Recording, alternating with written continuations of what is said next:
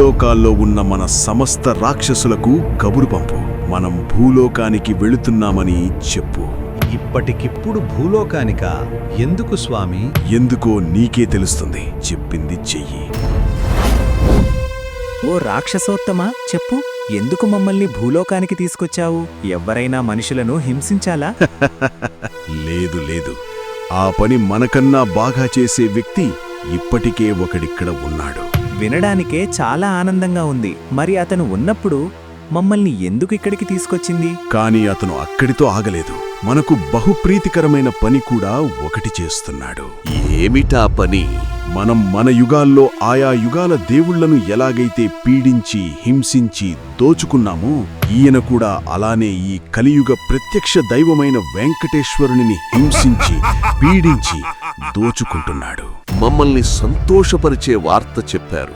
ఇంకొంచెం సవివరంగా చెప్పు రాక్షసోత్తమా. తిరుమల లడ్డూ నెయ్యి స్కామ్లో 250 కోట్లను దోచుకున్నాడు. ప్రకామి చోరీ స్కామ్లో 120 కోట్లను దోచుకున్నాడు.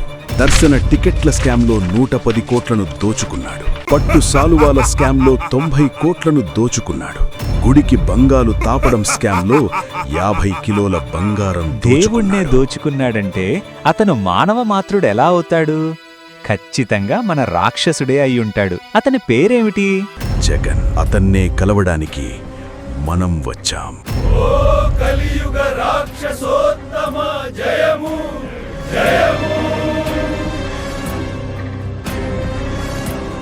అంటే మన జగనన్న కూడా వీళ్లలానే ముల్లోకాల్ని ఏల్తాడంటావా?